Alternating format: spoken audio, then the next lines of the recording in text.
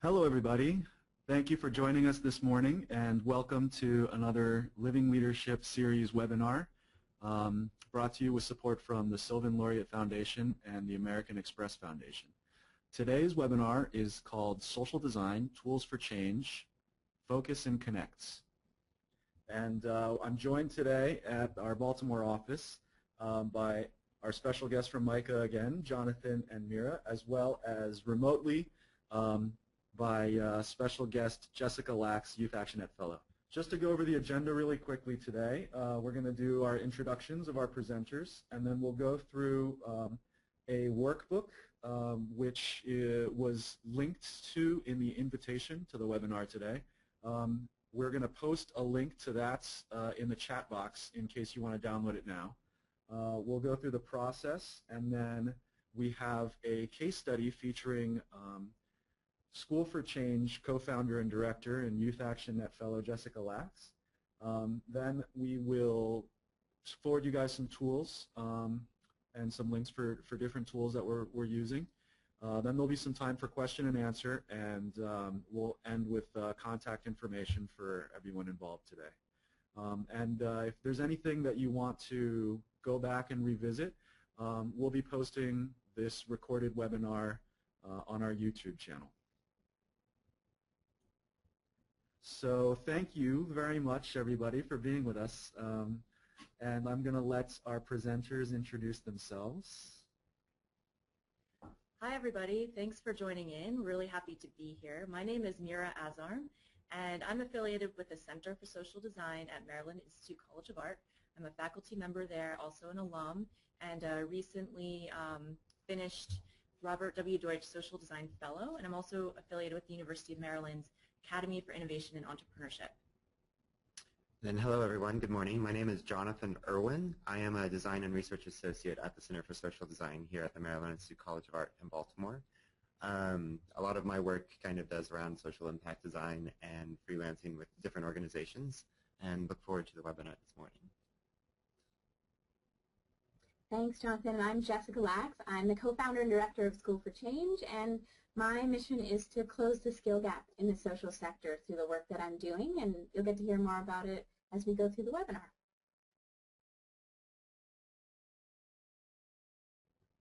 Great. Thanks, Jessica. So we are going to, just wanted to introduce you to a tool that we have. This is the first time we're introducing this workbook that we're calling Connect and Focus. And what we're trying to do is help walk you through a process that we developed in a workshop setting. And so because this is a webinar, we wanted to give you an opportunity to be able to follow along.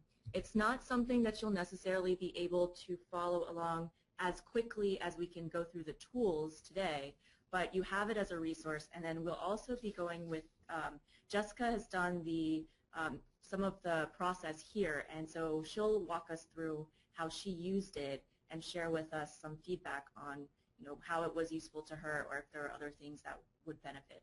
So as we go through this, keep in mind this is a new tool, and we would love feedback on it too, and would love to hear how you use it after this webinar. All right, so here are some of the fundamentals of the process that we're calling Connect and Focus.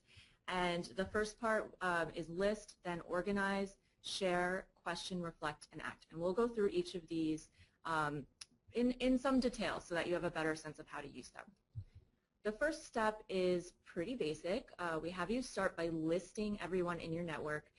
You can just do this on a piece of paper, but we recommend that you use Post-its or pieces of paper, because having the ability to move them around, whether it's on a wall or a table or space in front of you, will be really useful. If you want to photograph what you've got in different states of action, that would also be helpful. If you have a way of doing this on a computer, you could do that as well. Feel free to improvise in this manner.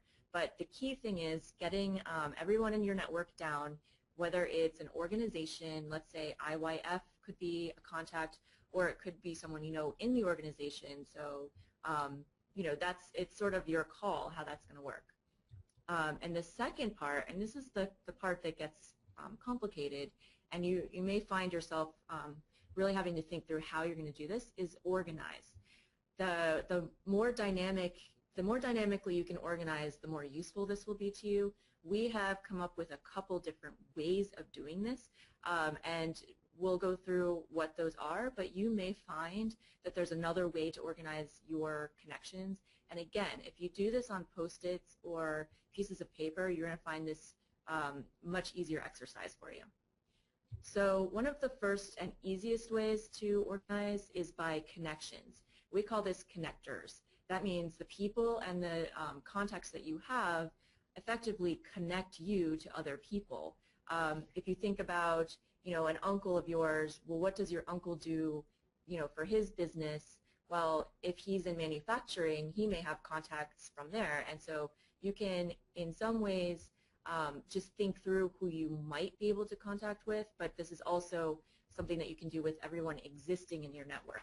And then this is really ideal when you're starting a project because it can help you get a sense of when and where you've been introduced to people and where the network flows from there.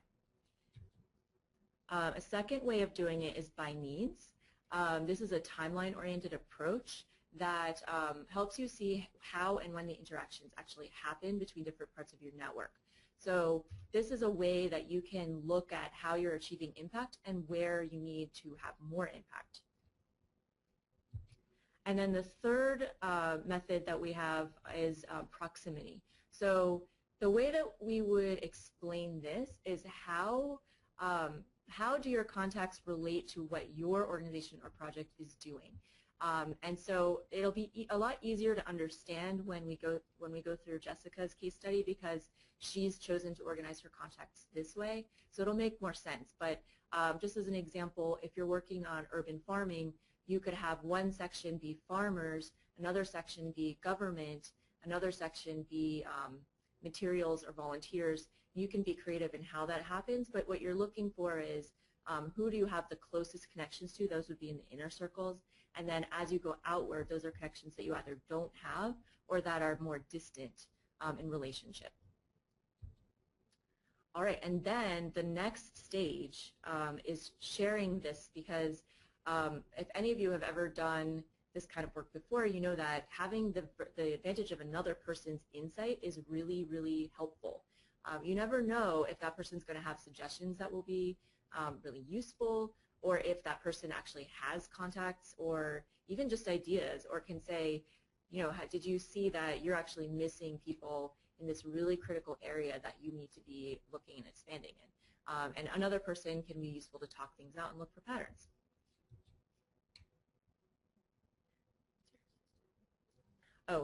Okay, so the next stage is questioning. This is where you're going to think much more deeply about your network, and you're going to use this opportunity to ask some really critical things about your organization. So we look at this first as sort of an inward focus. You might think of a mission statement as one step towards this process. So if you have a mission statement, definitely use it and refer to it. But what we want to do is ask some questions and look at how you see your own work. The three questions being, what are you doing, how are you doing it, and why are you doing it? It's critical that you can answer these questions. If you can't, then you need to sort of reflect on why that is. Once you have answers to that, it's a narrowing down process. So then you're looking at it from an outsider perspective.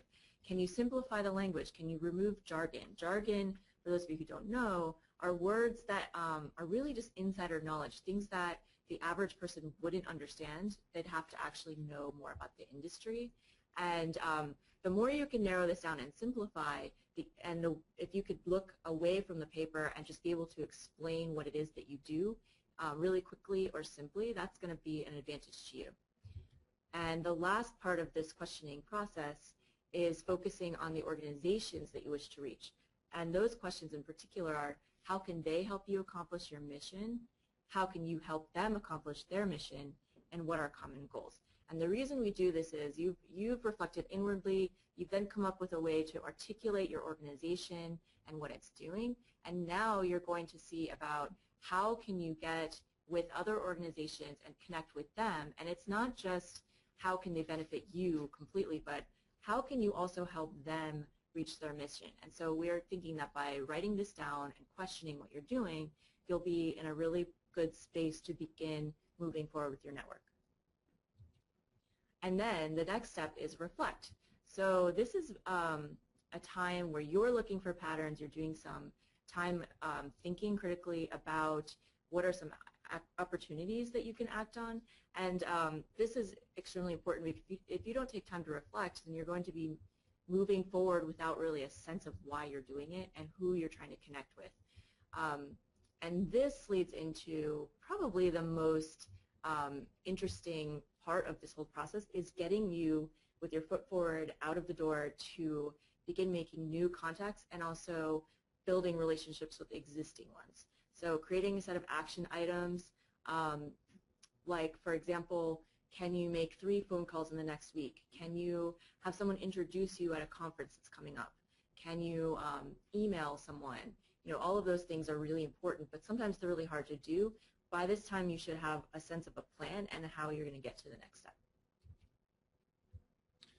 So that was a lot of information. Right now we're going to, I guess, do the workbook in action and kind of walk through School for Change as a case and in practice.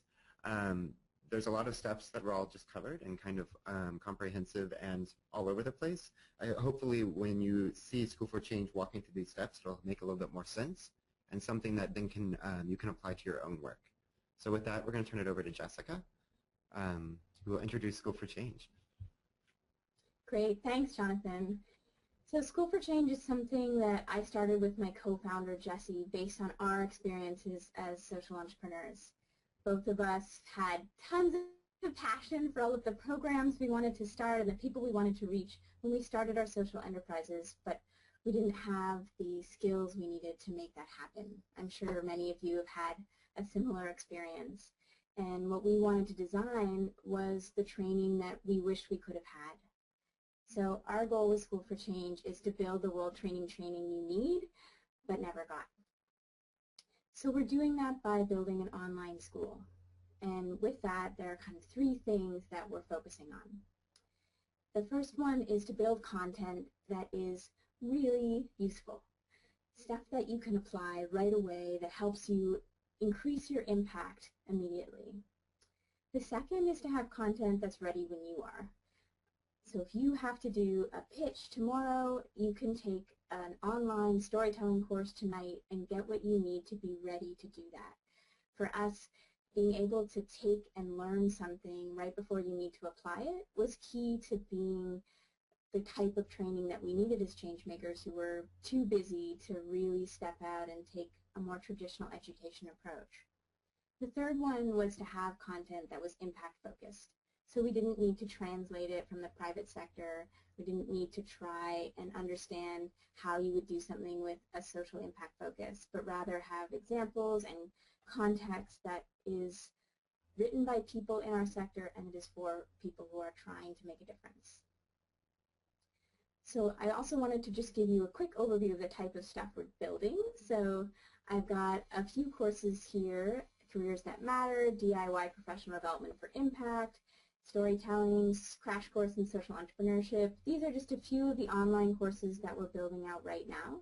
And with each one, we work with a content partner who's an expert in that content, and then we help them amplify that expertise by helping them build an online course with great instructional design and then putting it on our platform.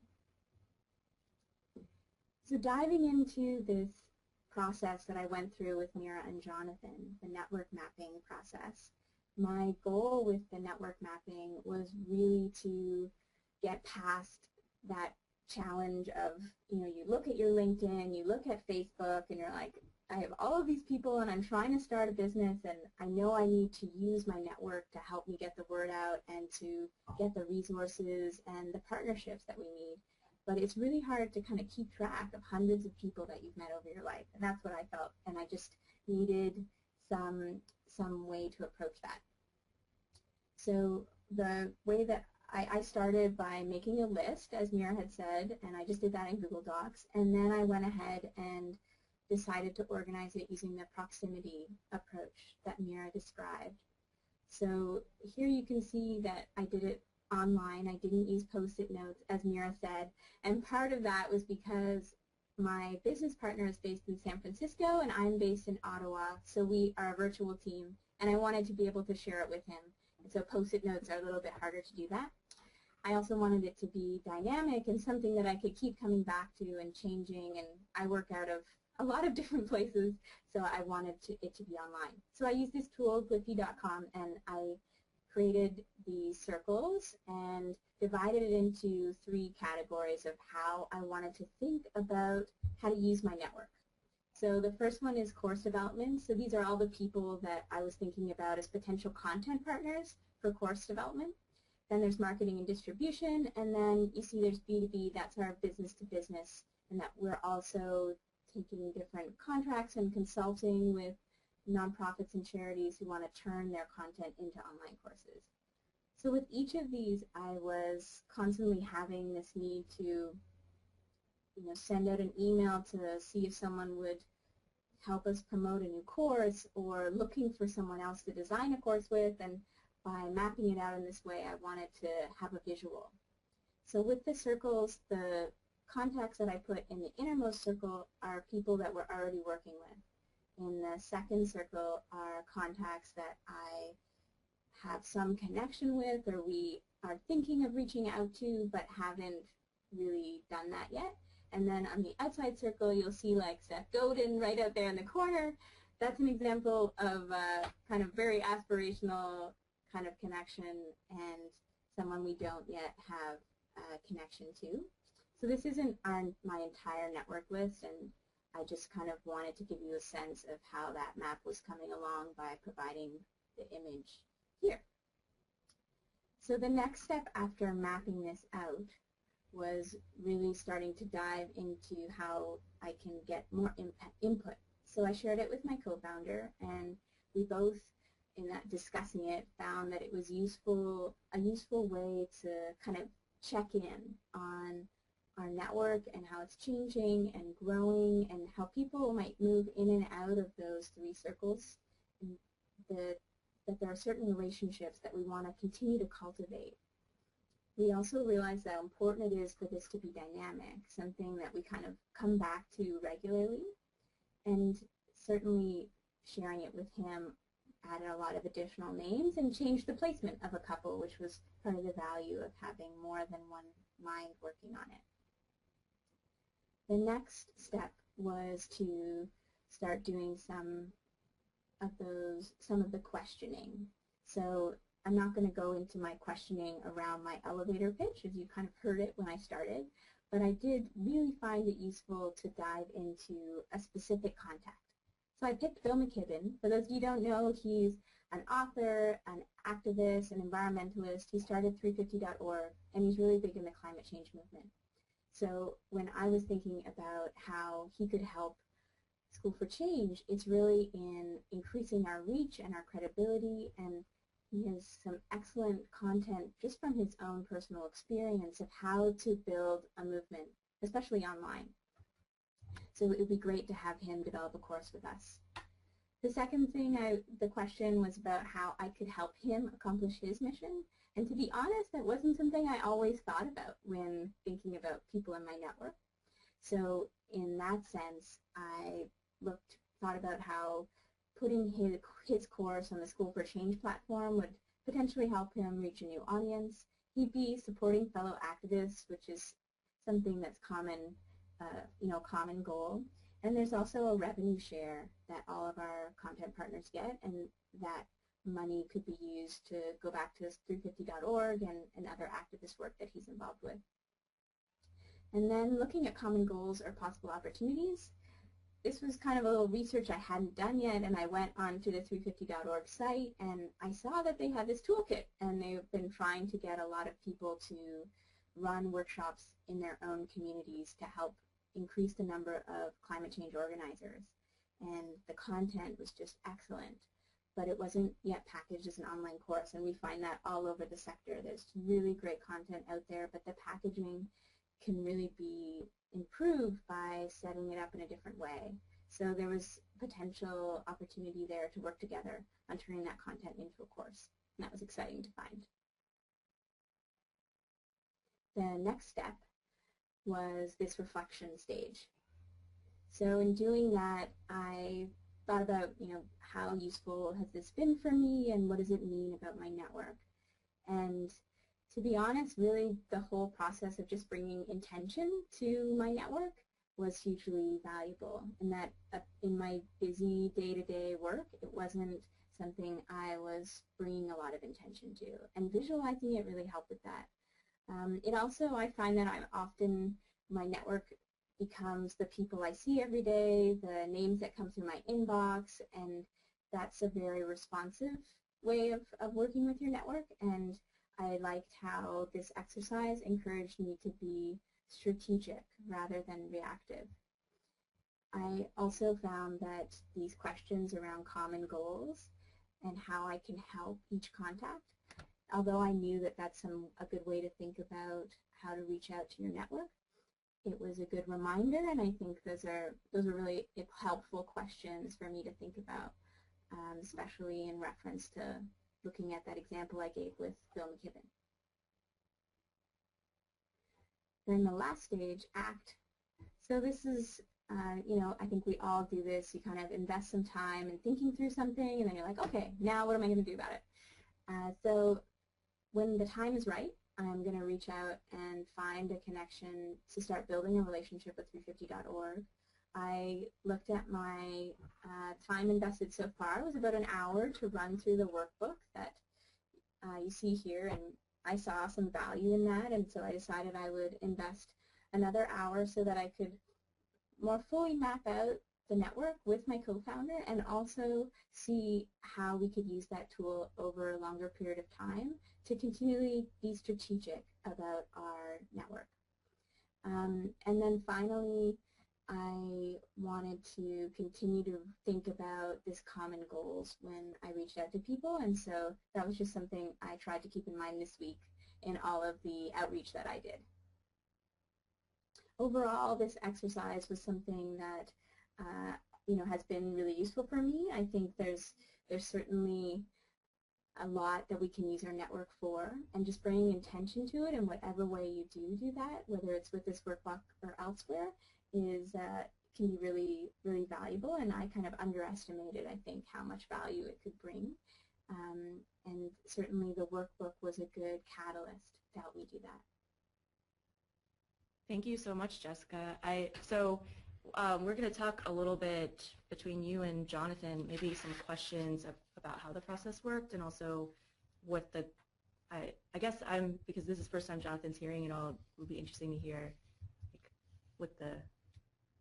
I think I'm really happy with how it turned out for you. Yeah, no, it seems like it turned out really well.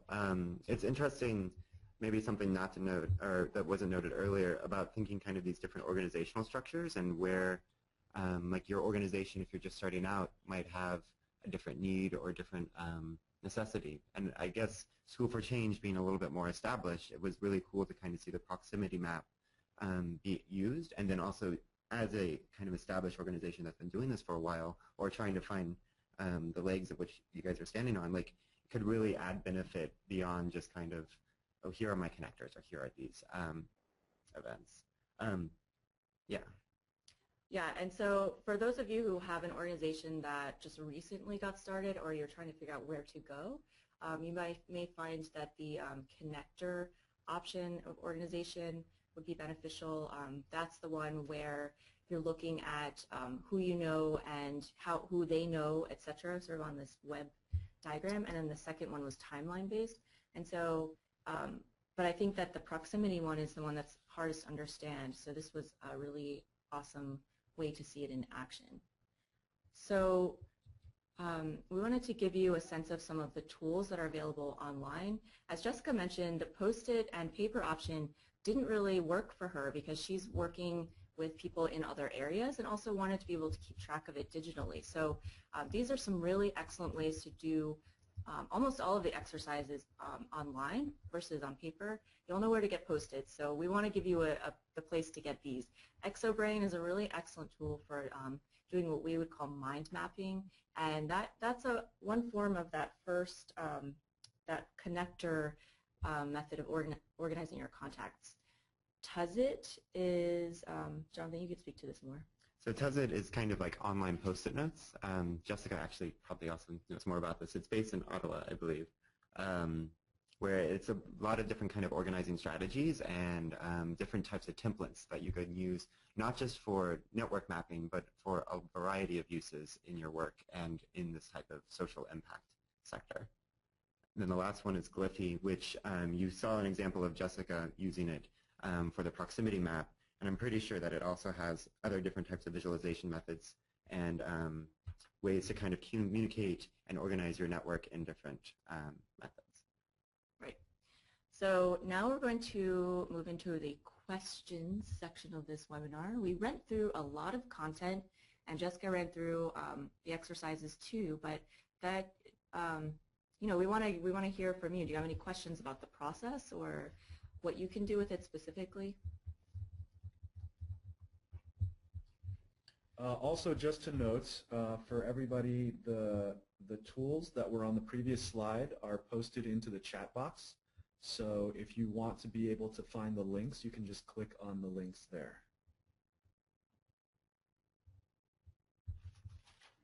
And another reminder, if you have any questions, just post them also to that box where it says Ask Questions for Staff.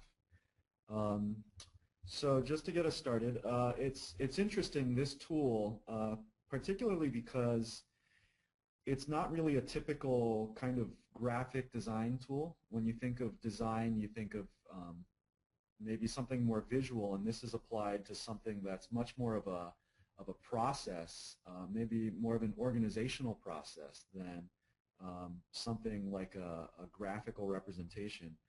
Even though it still uses some sort of visualizing tool. So just out of curiosity, what other kinds of tools, kind of established tools, are there out there that might be something like this applied to other elements of organizational development? Well, I would say that there are, I mean, one thing there's no shortage of in our field is tools and frameworks and methodologies. So pretty much anywhere you can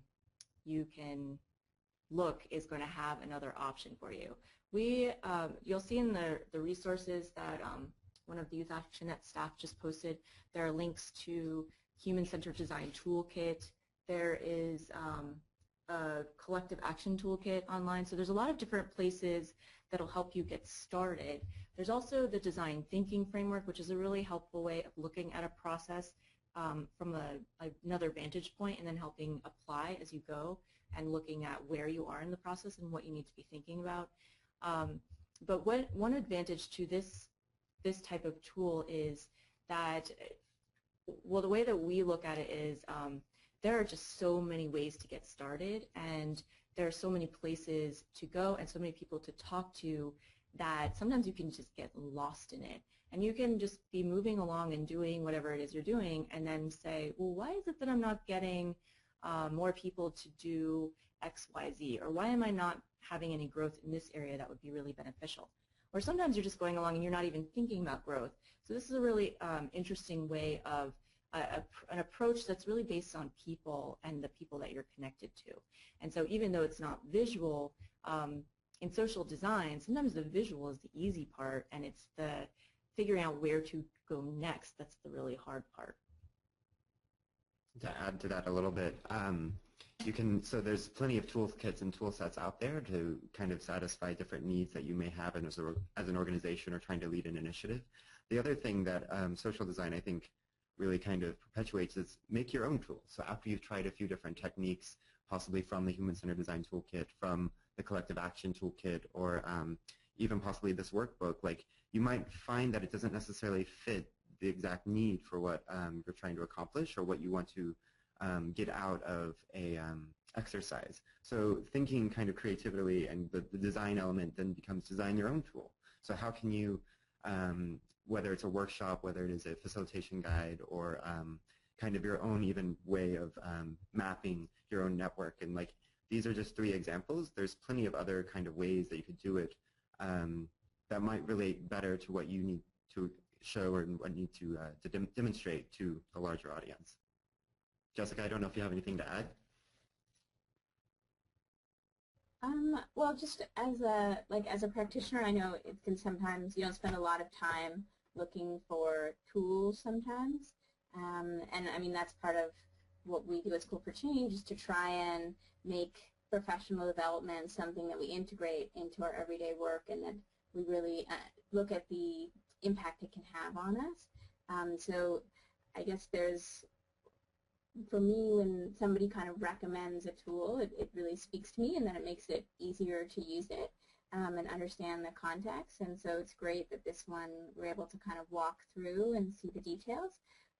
But yeah, there's no shortage of them out there. It's more the how do you know which ones are actually worth you investing the time in trying to use.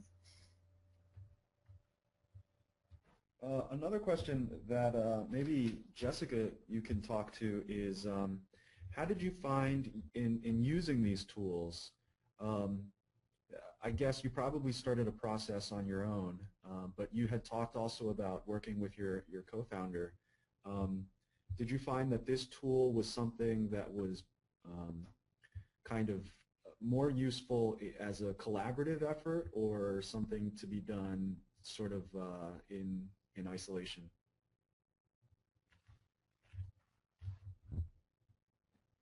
Well, I did most of it on my own, and that was really just a time constraint thing, and I think there would be value certainly in doing it collaboratively, especially if you're at a stage where really kind of getting the most from your network is important. Like if you're about to launch a Kickstarter campaign or something like that, then really thinking about how to reach out to that is crucial to the success of the campaign. So I think in those instances, the more people you can bring into the discussion, the better. Yeah, and to address that too, so Jonathan and I have run a workshop focused on this content, and obviously it's a very different setup when you have like 20 people in a room, but what we found was that having a group of 3 or 4 people, and not even people who are necessarily connected to the topic itself, is extremely useful. So if, for example, one of the participants was interested in storytelling through film, and that's a very broad concept, and so he just said, I want to highlight voices that are unheard, tell their stories in film. And so a group of 3 other people were working with him, and they just started saying, okay, who have you talked to, and have you thought of this person, and did you know about that, and you know, who are you connected to in the film industry? And so spent 20 minutes doing that in a collaborative brainstorm, and then walked through basically the process that we've outlined here in the handbook. But by the end of it, he had some really great action items. Like he realized that he actually had a friend who knew a filmmaker of a recent independent film that had received a lot of press. He had professors he could talk to who were interested in filmmaking and the type of thing he was doing. So there were all of these different ways, and he emailed us later on and said how useful it was to just have another set of perspectives, but also that gut check of, oh, you actually know more about this than you think, or you have more inroads into it than you thought you did.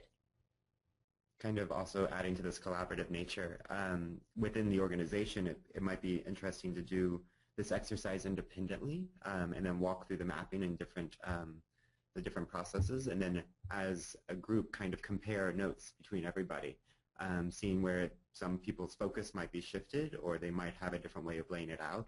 But it really begins kind of a conversation within an organization or within your initiative that can really kind of contribute to the greater picture and kind of a greater impact overall. Mm-hmm. And I think we could also see this being used in social media somehow too. I mean, use your imagination. If you can post a picture of your network and have your friends weigh in and say, oh, well, actually I know someone who does this thing that you want someone in this area, but you don't know anyone personally, I can introduce you.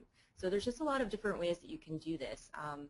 Another thing that would be really useful, which we haven't put into the presentation itself, but might be worth exploring, is the idea of personas and user profiles. So if you have a group of people represented in your list that you organize, but you don't know a whole lot about them, or maybe there's enough, like let's say audience or potential students, well, why not sort of develop a profile for those people?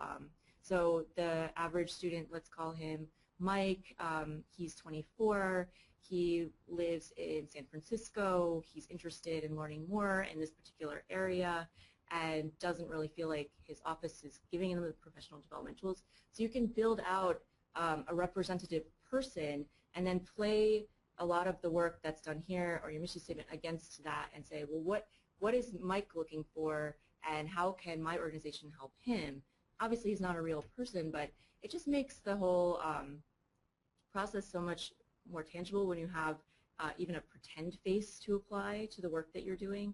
And so that's something that you can Google search personas if you haven't done them before, or even just however you want to do them. I mean, there's a million different ways to do personas, but that might be a useful exercise for you as well. And to do, if you do them though, I would do at least two very different types of people, so you can see where the common ground falls. So one question is talking about how the importance of your network is really critical in driving the success of any social process, social change process. There's a question about how do you identify networks and members of your network, and how do you approach them? And I think you already touched on identifying them by using the persona or kind of expanding the use of this tool through social media into your own existing network. But how do you approach those members of that network that you've identified, and how do you kind of cobble that together into a sustainable network? Well, it depends on where you are in the process. If you're just beginning to explore a topic or an issue or an idea, then you may be in the stage of what I would call information gathering. And so at that point, you want to be honest with the person that you're approaching and say, I'm just trying to form a direction. I'm trying to learn more about the landscape. And so you could say, can I take 30 minutes of your time? I will come to you, or I will call you on the phone if there's distance issues. And then just ask them for questions, to just ask them about their day-to-day and what are some of the big issues that they're facing. You want to make it about what you think. You don't want to say, I have this idea and I want to do this. What do you think of that? You want to say, hey, what's top of mind? What are some things that you're running into issues with? Who are people that you talk to? What are some of the things that are just really interesting in this area right now? And who might you suggest I talk to get more information? And so you begin creating that connector map almost by doing it in action. And then the other thing I would say is that if you're in a more advanced stage, or you actually have an organization, like the way that Jessica was talking about it is, if you want to see who do you know, how can you use your existing social capital? And by that, it is, let's say I'm sitting next to Jonathan here, and Jonathan knows someone in the Office of Sustainability in the Baltimore office. Can Jonathan introduce me to that person? And, well, he can also vet me to make sure that what I'm doing lines up with that person, but because he can introduce me to that person, he can also give a bit of an entry into that area. So yeah, by leveraging that social capital, you can then build your network a little bit further and build it in a way that I think is a lot more sustainable than just kind of these out of the blue phone calls or emails. Jessica, do you have anything to add?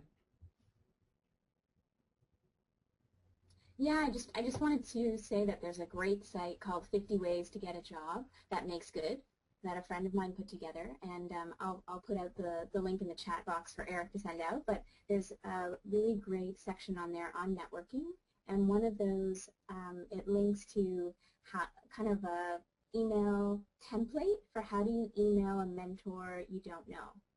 And so there's basically what's in there is that you would tell them why you respect them and what you think what they're doing is interesting, that you also kind of are specific about what you want to get advice on. And when you do meet them, you talk about, you know, something very tangible, something philosophical that you want to get advice on, and then something you're really struggling with. So it's, I mean, there's a lot of stuff on the site that people can walk through, but what I like about it is that sometimes someone has introduced you to someone important and you're not exactly sure what's the best way to approach that contact and how to use them in your network. And I think there's a lot of help here in kind of getting those next steps and thinking through potential templates of how you might approach them.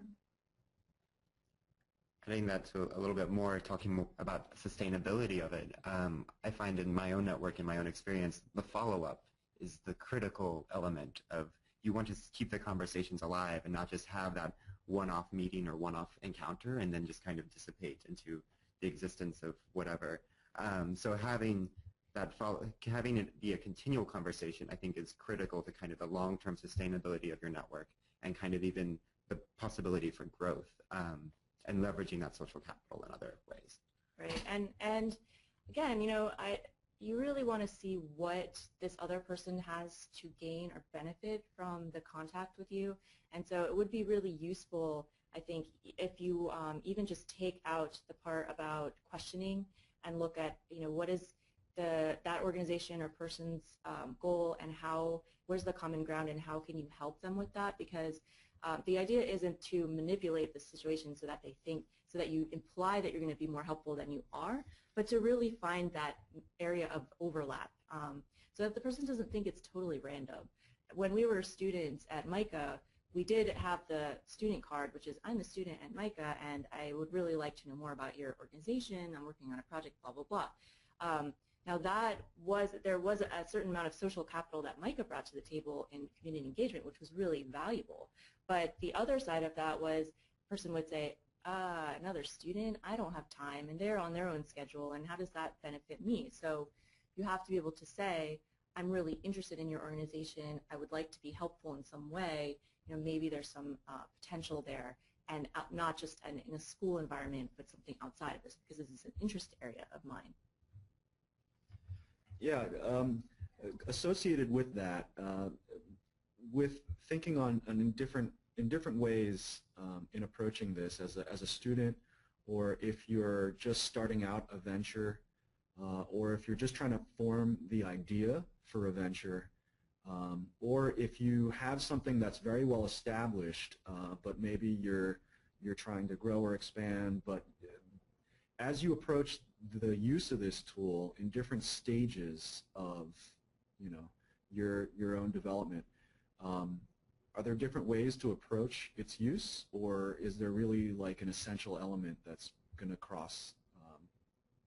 be useful across those different stages? I would say that it just depends on how you work and where you are in your own process. I have walked people through this process, but I haven't done it myself. It all exists in my head to a certain extent. I'm a pretty visual person. Jonathan, on the other hand, most of these tools, let's give him credit here. He developed these because he was organizing his network in this way before it became a tool. And so I would walk by his studio desk in the grad office and just be like, oh my God, you know so many people. And it was seriously impressive to see that. Even just doing this exercise and then doing a printout or having it on your wall is amazing to have that reference living and breathing in front of you, because what it does is it really does put people forward. Although it starts with you in this exercise, that's the intentionality of it. The reality is that it's about the people in your network as much as it is about you knowing them. So having those connections, I'm speaking for Jonathan here, but all the meetings that he goes to, and that's how he maintains this in real life. Kind of like talking more to the nature and kind of this, using this tool set for different means and different things. Try out different organizational structures.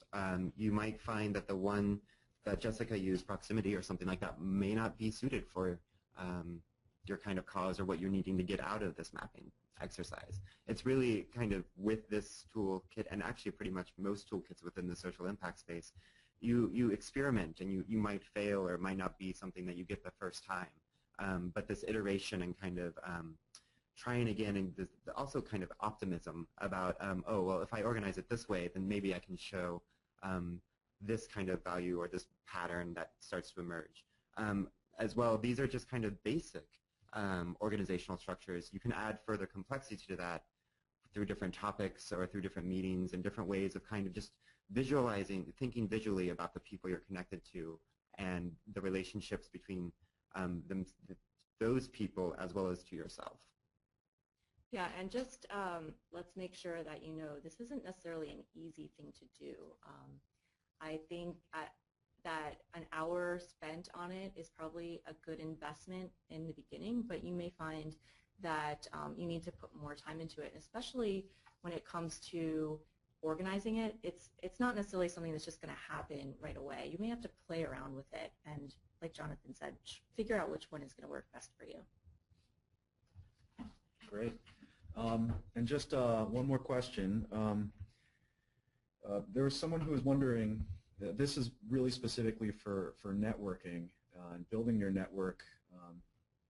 Is there a similar sort of social design tool that could be used on the other end of a program or project for sort of interesting ways to evaluate the success or failure of your initiative or your activities? We're thinking bubble.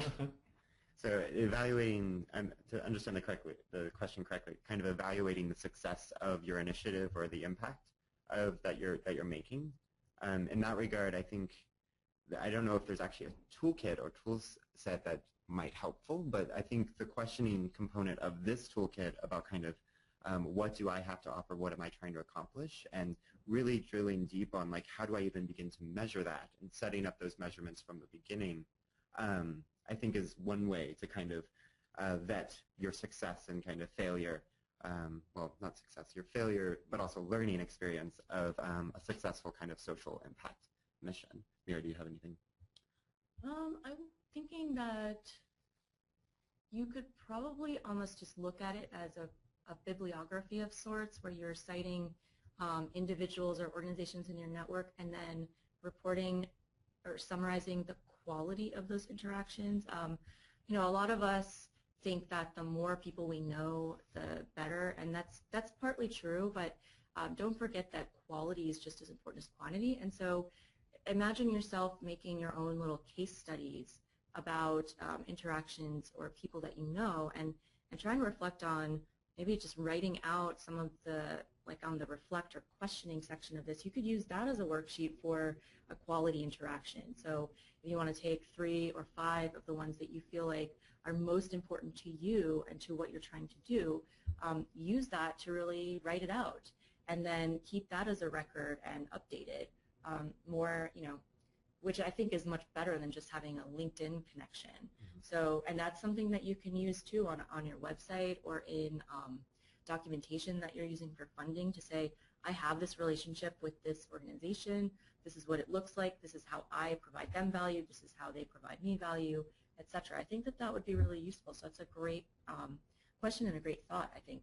But I would say, you know, if you could probably come up with your own way of doing it. I'm not sure that there's one that exists, but this one can be adapted for that very easily.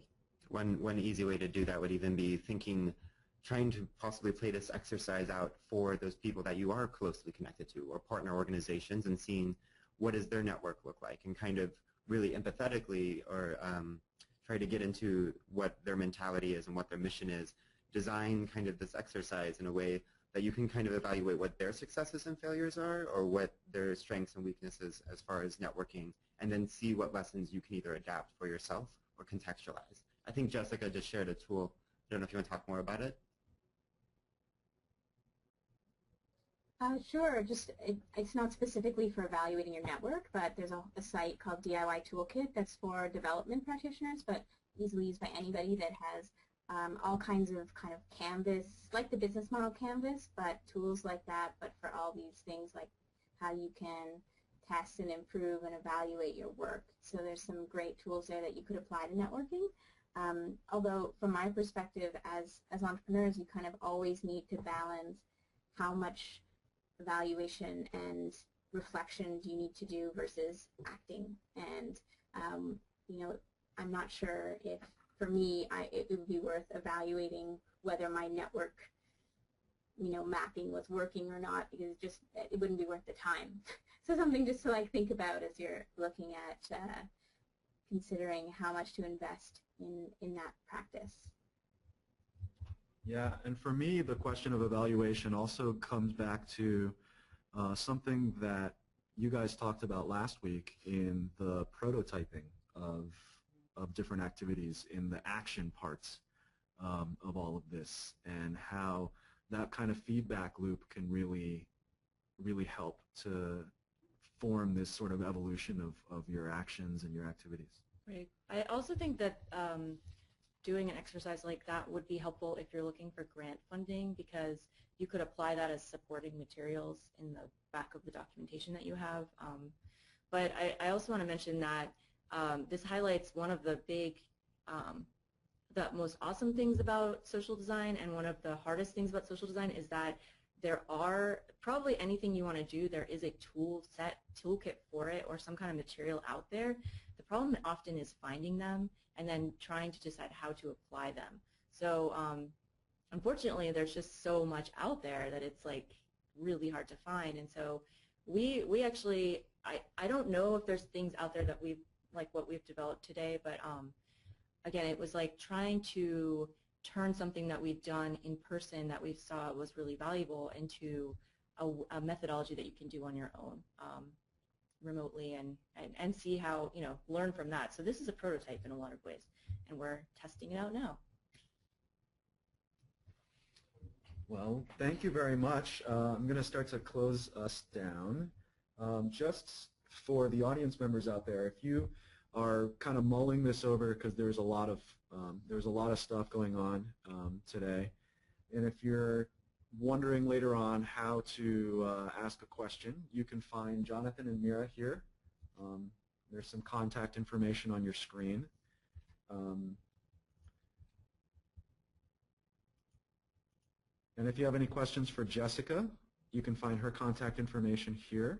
I will be posting all of this in an email that I'll follow up with later on, maybe sometime next week, with a link to the recorded webinar. And the recorded webinar will, of course, have all of this as well. Finally, if you have any questions for us regarding YouthActionNet, you can find our contact information here.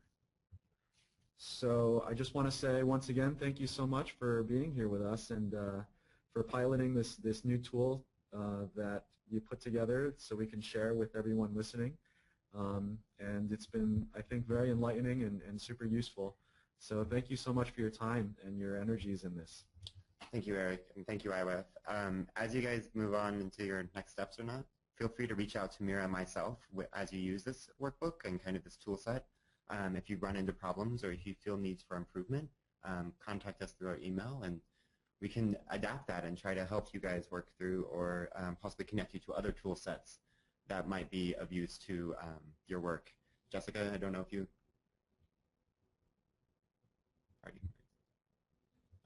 I hope to see some of you in School for Change courses, and thanks for walking me through this, Mira and Jonathan. It was a lot of fun.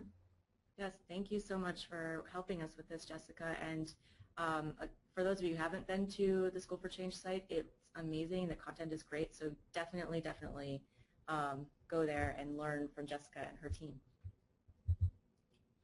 Thank you, everybody. So as you sign off, there's a quick 2-question survey. If you can just help us to fill that out. You can provide some insight if you have any comments on how we can improve these webinars for the future. So thank you again to Jessica for being here, and Mira and Jonathan from Micah as well. Thank you very much, everybody.